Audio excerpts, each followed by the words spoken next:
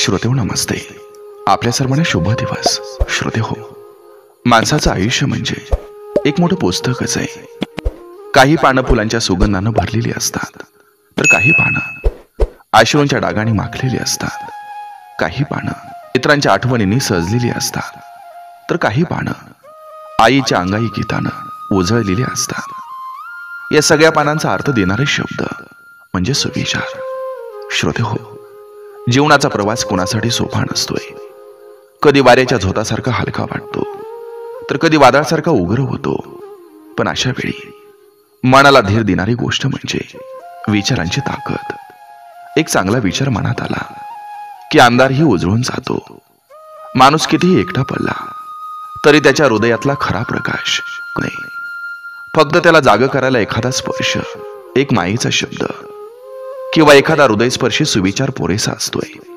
म्हणून श्रोते हो, सुविचार हे केवळ शब्द नाहीत, ते म्हणजे मनाला उभं करण्याची, जीवनाला अर्थ देण्याची आणि नात्यांना अधिक घट्ट करण्याची ताकद आहे. या जगात पैसा, पद, प्रतिष्ठा यांना महत्व आहेच, पण त्याहून मोठं धन म्हणजे आपल्याला समजून घेणारी माणसं, आपलं दुःख वाटून घेणारं खांदं आणि निरपेक्ष प्रेम देणारी मनं.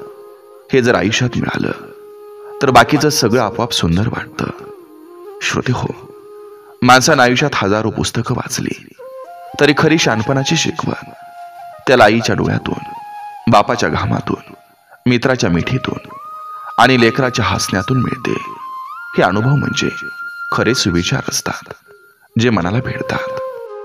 श्रोते हो, हे सुविचार ऐकताना, वाचताना तुम्हाला कधी आईच्या कुशीत विसावल्यासारखं वाटेल, कधी बापाच्या आधाराचा हात जाणवेल, कधी मित्राच्या मिठीतली ताकद जाणवेल, तर कधी जीवनाला भिडणारं खरं तत्वज्ञान कळेल. हे सुविचार मनाला स्पर्श करतील, डोळ्यातून आसवं काढतील, पण त्याच वेळी मनाला नवी उमेद, नवं बळ आणि नवा प्रकाश देतील. बघा, पटलं तर नक्की घ्या, नाही पटलं तर सोडून द्या. चला करूया सुरुवात सुंदर विचारांना, सुंदर सुविचारांना. आईच्या ओवाळीपेक्षा मोठं भाग्य नाही आणि पित्याच्या घामापेक्षा पवित्र पुण्य नाही. ज्याला या दोघांचा आधार मिळतो त्याचं आयुष्य खरं स्वर्गासारखं असतं. पोराच्या लहानशा हातात बोट देताना बापाला आपलं जग त्यात सामावलेलं दिसतं. म्हणूनच बापाचं प्रेम शब्द तर त्याच्या थकलेल्या ओंजळीत सापडतं.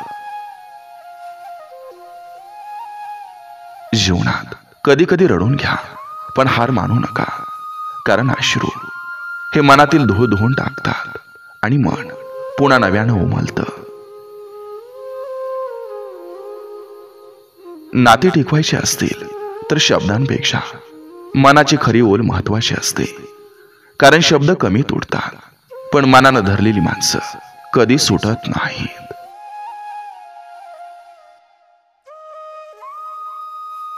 गरीब माणसाच्या अंगणातली दोन फुलं श्रीमंताच्या हजारो गुलाबापेक्षा मौल्यवान असतात, कारण ती फुलं प्रेमानं फुलवलेली असतात. आईच्या पायाजवळ बसून मिळणारी शांतता मंदिरातील घंटानादापेक्षा अधिक दिव्य असते. संसारात कधी कधी शब्द कमी पडतात, पण एक मिठी हजारो शब्दांपेक्षा जास्त जिव्हाळा सांगून जाते. जोवर आपण स्वतःवर प्रेम करायला शिकत नाही, तोवर कुणावरही खरं प्रेम करू शकत नाही. वडिलांचा हात धरून चालताना आपल्याला कळतही नाही, पण तोच हात आपल्याला जीवनाच्या काट्या कुट्यातून पार नेतो. खरी श्रीमंती पैशात नसते, ती आपल्या घरातल्या हसऱ्या चेहऱ्यात, शांत मनात आणि निरपेक्ष प्रेमात असते. खरे मित्र तेच जे आपले अश्रू न दिसता पोचतात, आपली वेदना न बोलता समजून घेतात आणि आपण कोसळलो तर आपल्याला खांदा देतात. मनातल्या वेदना लपवण्यासाठी हसणं म्हणजे खऱ्या ताकदीचं लक्षण आहे. अशा लोकांच्या हास्यामागं हजारो जखमा दडलेल्या असतात.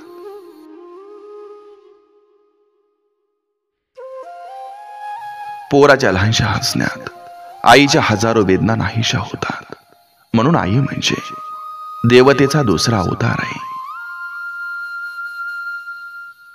ज्यांनी आपल्या जीवनात आपल्यासाठी काहीही अपेक्षा न ठेवता दिलं, त्यांना कधीही विसरू नका. तेच देवानं पाठवलेले देवदूत असतात.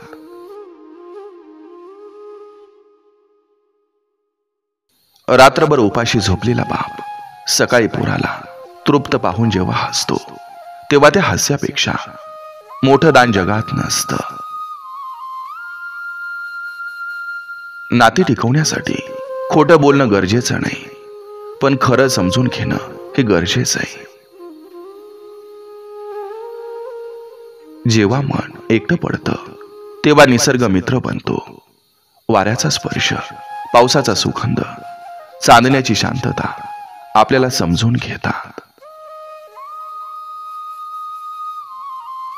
भाकरी जरी कोरडी असली तरी प्रेमाच्या ताटात दिली तर ती अमृताहून गोड लागते. जीवन म्हणजे फक्त श्वास घेणं नव्हे, तर कुणासाठी जगणं, कुणासाठी लढणं आणि कुणासाठी हसणं होय.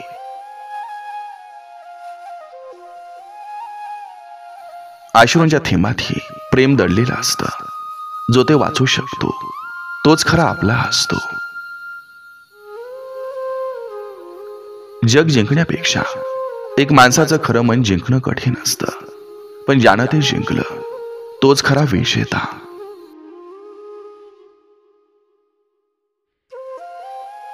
आईची माया, बापाचं छत्र, भावाची साथ आणि बहिणीचं प्रेम हे जर मिळालं तर जगातील सगळ्या श्रीमंती फिक्या वाटतात. कधी कधी शांत बसणं म्हणजे हार मानणं नसतं, तर मनाच्या खोलवर वेदना दाबणं असतं. माणसानं मोठं होण्यापेक्षा मनानं मोठं व्हावं, कारण मन मोठं असेल तर घरही मोठं वाटतं. आपल्यासोबत राहणारी लोक कोण हे महत्वाचं नसतं, पण संकटात आपल्यासाठी उभं राहणारं मन हे कोण हे खूप महत्वाचं असतं.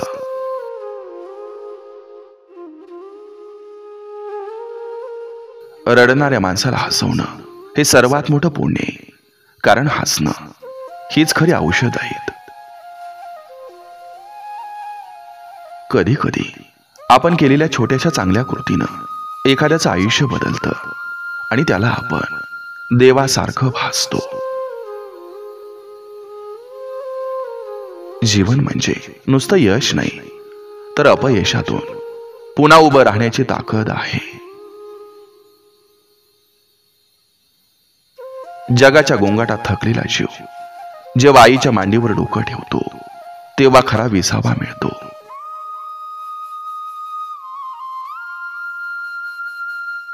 प्रेम म्हणजे एकमेकांना मिळणं नव्हे, तर एकमेकांसाठी जगणं, समजून घेणं आणि जगाच्या विरोधातही साथ देणं.